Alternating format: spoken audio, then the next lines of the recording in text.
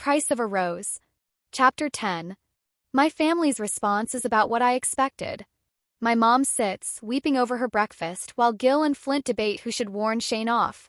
Thankfully, Danny isn't there as he headed off with Sasha for their honeymoon in Terranil last night. My sisters shout above each other, telling me of men's gross intentions. It's the same speech I've given to them over the years. I'll be okay, I holler, getting all of them to pipe down. Shane made terrible choices that aren't easily forgiven, but I must do this. Why? For him? For you? Flint asks me. Yes, both of those. Look, I understand why you're worried, and I would be concerned if you weren't. But this time around, this is entirely my choice. I'm the one who suggested it, and I can return whenever. Well, so long as the barrier isn't up. Gil scowls. You expect us to let you do this after making a comment like that? My mother sighs, overcoming her grief. So what, Gil? Are we to be as possessive of Arabelle as this Shane was? Are you going to force your sister to stay home? Mia gasps. Mother! You're going to let her go? I don't want to, but your father never would have started his business if I told him it was too dangerous at sea and forced him to stay home. This is Arabelle's choice, as much as I hate it. I hug my mother, thanking her. I know it's hard for them to understand, but I can't let Shane quit breaking his curse when he's so close. All of his servants are counting on him. He can't let them down when there are 2 months left. I head to my room and grab the bag I packed. There's little in it since I know I'll be treated like a princess when I return to the castle. When I turn around, Gil stands in front of the doorway. I'll see you to the castle and give this lowlife strict pounding, he says. But aren't you returning to Derwin's Port today with Flint and Janissa? Gil ruffles his hair, which is about as long and thick as mine. So what? I'm supposed to let my baby sister walk in the woods alone to a haunted castle. It can wait. I smile. It's nice to know Gil has my back, even if sometimes he thinks I'm spoiled. We leave the house together after I bid the others another farewell. My walk with Gil is quiet until we spot the castle up ahead. He narrows his eyes and says, You'll have to wait until nightfall. That barrier will be up, and it's a nasty piece of work. You tried coming for me during the day? He nods. We got to the castle grounds before we were stopped by the magical force. Then, a group of spirit creatures chased us away. Are you sure you want to return? You're not under some sort of spell, are you? I shake my head. No, I'm not under a spell. I just want to help break one. Something snaps behind us. Before Gil can react, a cub hits him over the head. I scream as my brother falls to the earth. Blood leaks from the back of his head. I try to reach for him, but a sword hovers close to my neck. I glance over to see that the aggressors are the same group that attacked me when I first escaped the castle. They grin at me, missing teeth from their fight with Shane. Where's your beast? The leader asks. I step back. You really don't want to do this. He is close by, in that castle, in fact. They laugh. And even if he is, daylight is still up, so he can't stop us. Took us a long while before we figured out who he was. We were going to raid his castle, but I think you will be an excellent prize. I shake my head. Look, I told you last time that you don't want to mess with him. Once I don't show up, he will come looking for me. As for me, I'm done being kidnapped. I tilt my head away from the blade, ducking and running. I hope they leave Gil alone and that I'll be able to quickly find help in the town. My hope is shattered when a colossal centaur blocks my path. My feet slide to a stop. The centaur's expression is just like a blank slate. It's creepier than Shane's cold stares, and that's saying a lot. As much as I would like to think I can outrun a centaur, I know there's no possible way, even for someone who loves running like I love sweets. Take her, the leader says behind me. The centaur moves quickly and picks me up like a coin on the ground. Kick and scream, but then he covers my mouth and nose with something as he puts me on his back. Within seconds, my view of the men fades to nothingness. Then there's a blur, but I don't know how much time has passed. I recognize the shape of a ship as we board it. Then I'm thrown into the lower decks. Smells funny and I can't think straight. The journey is long, or maybe it's short. When I regain all my senses, I'm shocked to find myself in a dark, murky room with a single window. However, the window does not let in much light. The blue isn't the sky's blue but the ocean's. Around me are other girls my age, fairies, humans, and even mermaids. Each of us is tied up, and as far as I can tell, we must be in one of the sea kingdoms. This is why I prefer the library and staying at home. How did we get down here? I ask no one in particular.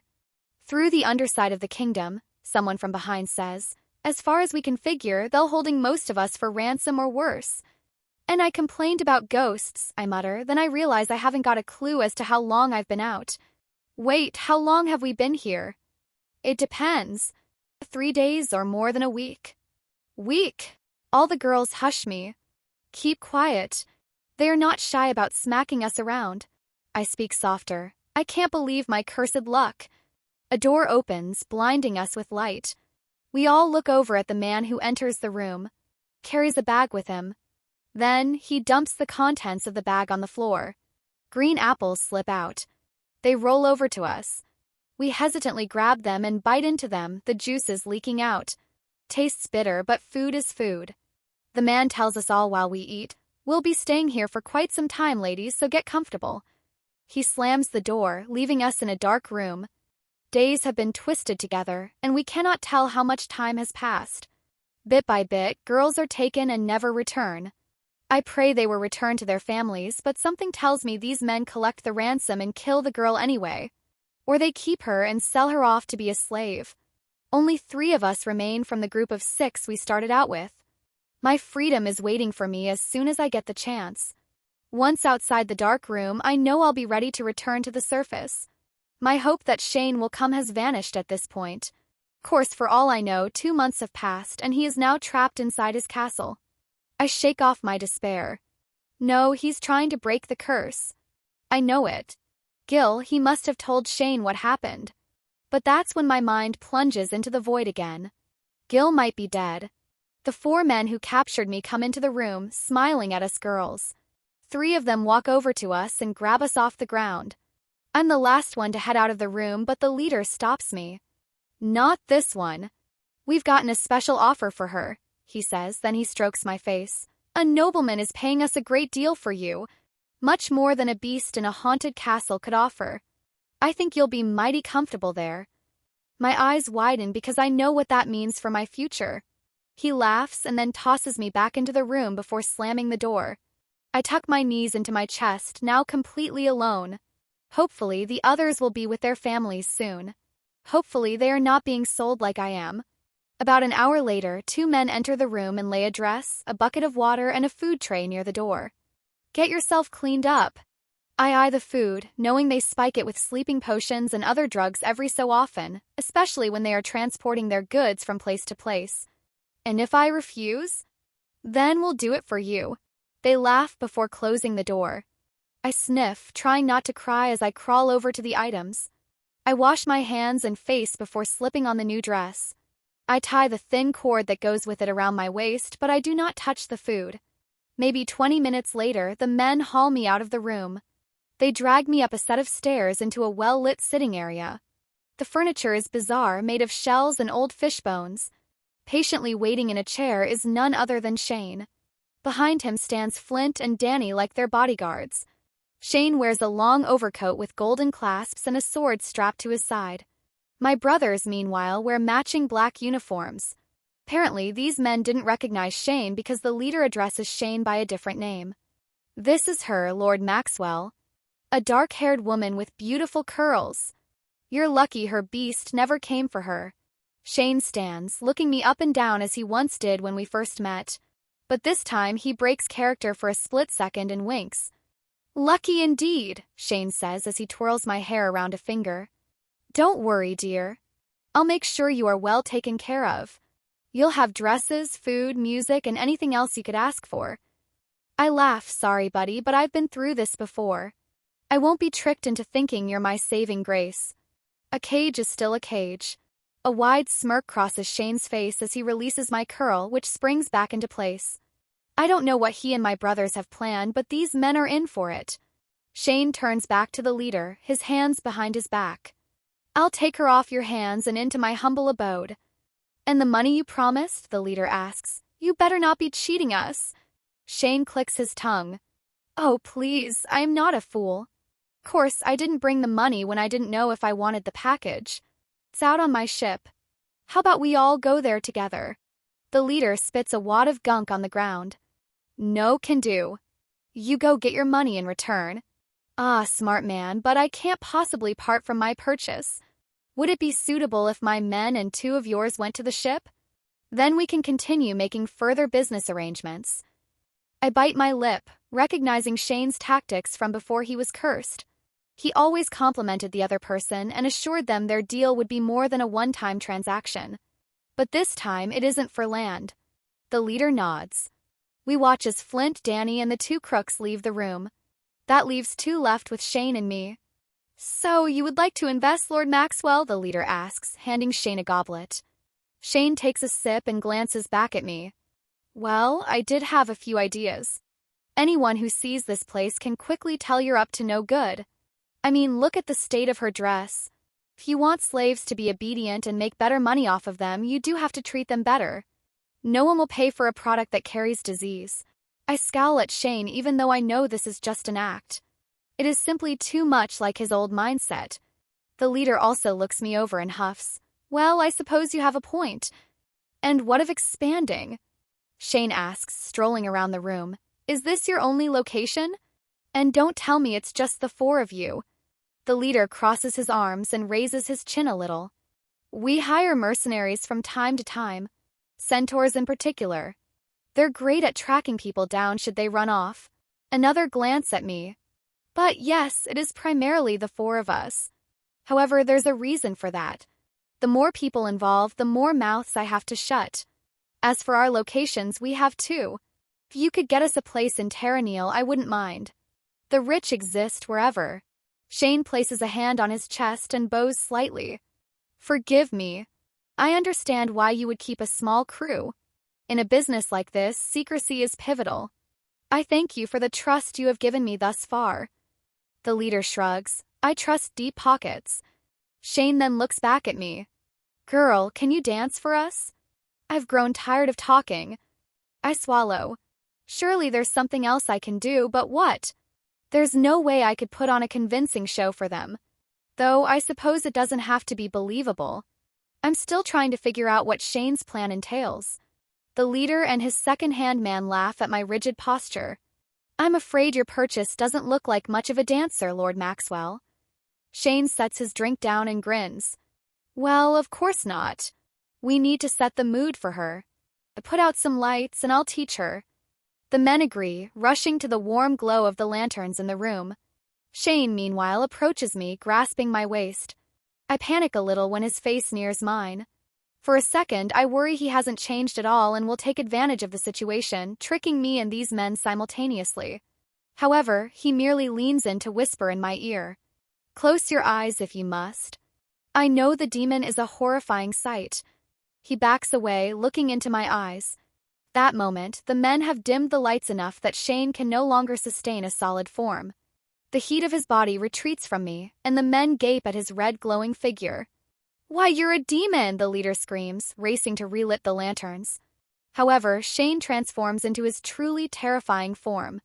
A wolfish beast sweeps across the room, sniffing out the remaining light. Only his glow form remains. I hold my ground while my heart beats faster along with my breathing. I had forgotten how massive the creature is and how there's no indication that a human soul exists within it. I see the 2 men running at me from the demon's glow. The demon beast growls and drags them away before they can touch me. The leader draws his sword and swipes it meaninglessly at the claw that holds him down. The men are pulled out of my sight, down the stairs where they kept me for these past weeks. Their screams echo until they stop. Then a red light flies past me. I scurry backward, tripping on something in the dark, but then a door swings open and light floods the room. In his physical form, Shane stands by the door. He catches my arm before I smack against the wall. Arabelle, I'm sorry if I scared you. He opens his mouth to say more, but I bring him into a bear hug while an awful sob releases from my throat. Through the pain, I stumble out, Gil is Gil. Gil is fine. He's the one who demanded I search for you, though I would have done it whether he asked me to or not. Of course, at first, he tried to pin it on me. I let out a shaky laugh, partly because of what he said and because his fingers get caught in the mess when he strokes my wild hair. Curly hair looks nice when adequately maintained. Otherwise, I much prefer straight hair. I understand why. It would be a brilliant scheme. Have someone kidnap me while you swoop in and save me. Shane grunts in disgust while freeing his hand. That does sound like something I would do in the past, but I assure you that's not what happened. I sniff and rub my sleeve against my nose before pulling away from his chest. His gray eyes are truly mortified by the thought, and it makes me smile. I believe you, Shane. Behind us, there is a pitiful cry. I spin around and look at the stairs. Shane tilts his head and loosely puts one arm around my waist. Looks like they're up and realize they're in a prison of their own making. What do you plan to do with them? The High Kingdoms will decide that. Guards should be coming any second after they deal with the two your brothers led away. We were also able to help those other girls you were with, which means we can head to Gil's ship anytime. I walk out of the house and take in the gigantic air bubble above me. Tiny fish swim outside it along with a group of mermaids. It's beautiful and terrifying as I imagine what would happen if the bubble popped. Then let's go to the ship. Shane nods and guides us through cadence. Street performers line the blocks as they sing and dance. I've only read about the Mare Kingdom, so seeing it in person is like jumping into a book. I could have done without the kidnapping, but everything worked out. I pause. Has everything worked out? Shane notices I've stopped walking and returns to me. Is everything all right? Are you in pain? I shake my head, though I am bruised and hungry. That's not what I'm thinking about. How much time do you have left? He looks at the ground. A week? You mean you've spent this whole time looking for me? I shout, drawing attention from others around us. Why are you angry? He shouts back. Who cares if I'll be cursed forever? And what did you expect? Noticing the crowd, Shane lowers his voice and we move towards the exit. Did you think I would leave you and find someone else? Is that what you wanted me to do? I sigh, no, it's not. Okay then. Your brothers are waiting. We meet up with them at a lift and a group of ladders leading up to the surface. Danny and Flint are talking with merman officers, and off to the side are the two men who helped kidnap me. They are gagged and tied up. When Danny and Flint see me, they rush forward. Within a second, my entire vision is blocked as they hug me. I can't even move my arms to return the embrace. Thank the Creator. We thought we'd never find you or that you'd turn up dead. Flint exclaims. You're never traveling again without me. Danny says next. Danny, you have Sasha to think of as well. I'm not a baby and I did go with Gil. They let go so I can see their faces. Danny twists his lips and folds his arms. Flint does likewise, and the gesture reminds me of our dad when he was angry. You are the baby, Flint reminds me, and Gil clearly isn't enough, but I should give the guy a break. You were outnumbered and taken by surprise. Come on, he'll want to see you. Shane, will you conclude the business from here? Flint looks back at Shane, but Shane is already speaking with the officers and pointing them toward the house I was kept in. Flint shrugs and gestures to one of the ladders. I start to climb and come out to the sunshine and a sandy beach. Leading off the beach is a dock. I know the boat I'm looking for by the painted rose and fish on the hull paired with the name the Sweet Rose. It is tiny compared to the large ships next to it, but it's better than what my father started with. While I should wait for Danny and Flint, I run to the boat and sprint up on the deck where Gil stands talking to a group of girls. He flinches when I tackle him but returns the embrace shortly after realizing who I am. Then he cries. My eldest brother cries. Arabelle, I'm so sorry I couldn't protect you. I shake my head, batting away tears of my own. No, it's not your fault. I'm safe now. Gil nods but admits, that's all because of Shane. He knew where to look and what to do. When one of the girls speaks, I recognize her voice. I didn't know her face because of the darkness, but they are the girls who were locked up with me. That's true. He worked with our families to pay off the ransoms. We would like to thank him in person. I scan the girls and see the grateful gleam in their eyes. He's got two girls who are head over heels for him. It's his lucky day, but I think back to the requirements to break the curse. The love must be returned and an eternal commitment. Additionally, Shane has repeatedly said he loves me, and I no longer question that statement. I've had more power over him than I realized. Flint and Danny board the ship, and Shane follows behind. The young women gather around my brothers and Shane, thanking them for all their efforts. Flint is extremely bashful, blushing from head to toe. Danny shifts uncomfortably, twisting the ring on his left hand. But the girls primarily focus on Shane, who smiles kindly at them. I avert my eyes when Gil tells me to sit. He has emptied out a barrel of fish and turned it upside down. I jump a little to get on top of it, and then Gil looks over the bruises on my face. Many of the girls have similar wounds. They didn't do anything else to you, did they? Gil asks. I shake my head. Thankfully, they did not. We should head out. I'm sure everyone will want to return home. Gil leaves me and tugs Flint and Danny away from the girls as they prepare the boat for departure. Shane then escorts the girls into the boat's tiny cabin so that they can sit and eat away from the harsh sun. I remain on the barrel with my back resting on the cabin wall, watching my brothers as they work. Once we're out at sea, Shane comes back and holds a small circular container with white cream inside. Silently, he dips his fingers into the cream, sets the container next to me, and applies the ointment to my cheek. A tiny peep escapes my lips because the cream is colder than I anticipated. Shane smiles slightly and continues to apply it without further fuss. I stare at him the whole time, wondering how he has changed so much. Here he is, tending to my needs instead of breaking his curse. There's still time, I say softly, resting my head on his chest. He says nothing but continues his work, moving on to the little red scars on my wrists. I don't remember receiving some of these marks, but the ointment feels good on my skin. My eyes shut from exhaustion while my mind is awake. What did my father say about love? Oh yes, he found himself missing my mother even when she was beside him. Am I satisfied with my relationship with Shane as is? Or will I miss him so terribly that it hurts? He wasn't good for me back then, but what about now? Seems we are both entirely different people.